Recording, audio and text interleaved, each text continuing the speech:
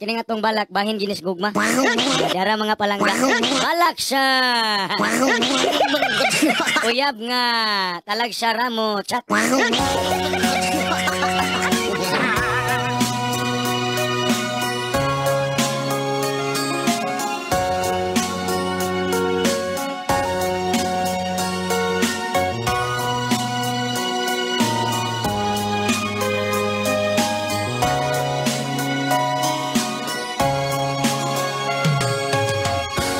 Wala pa ko gisugot.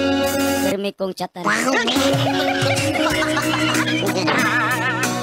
O karon nga iyan akong gisugot. Permi lang kong makalimtan.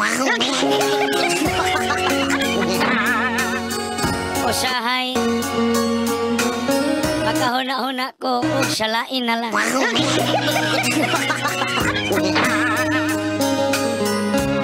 Sukad ka ni Adto. Dako nakaayo og kausaban. Sa una, ako ra ang iyang I love you-han. Og karon, ana-anay daghan.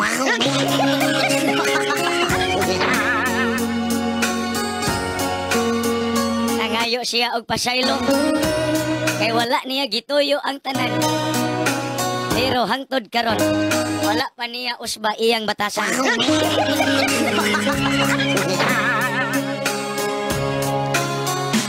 Ingon siya, usahay dili siya kachat kay busy.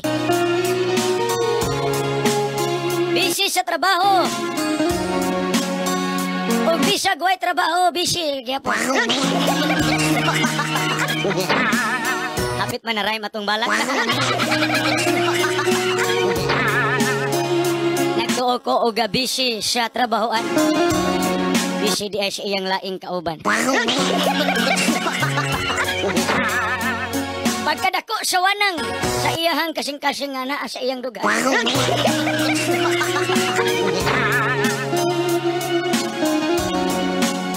Tungod sa kadako sa lugar sa iyang kasing-kasing. Nasulod ming 5 nga iyang gitago-taguan.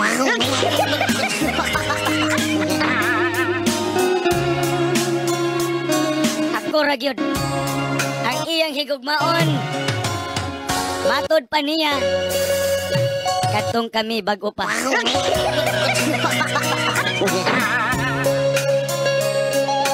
Ning salig ko sa akong dughan siya ra. Ang tao nga ning lipay nako kaniadto.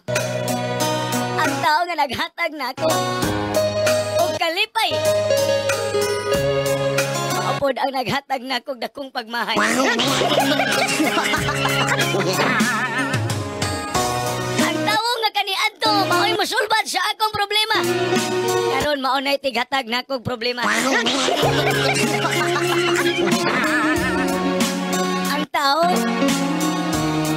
kaning unong nako kaniadto karon mibiya na.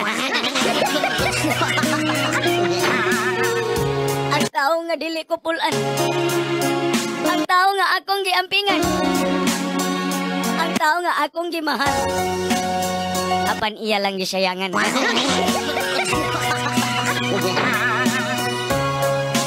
Ang akong gugma kaniya.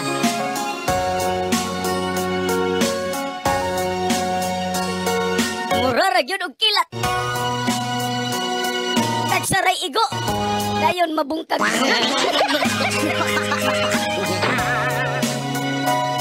Ang akong gugma kaniya.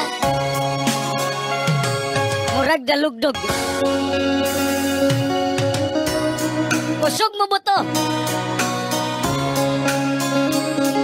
Walay igo. Layo ara balaka.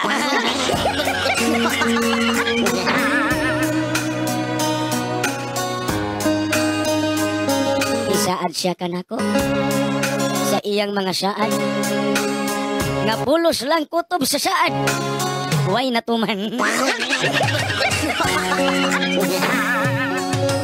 Ang iyang giingon nga pag-amping.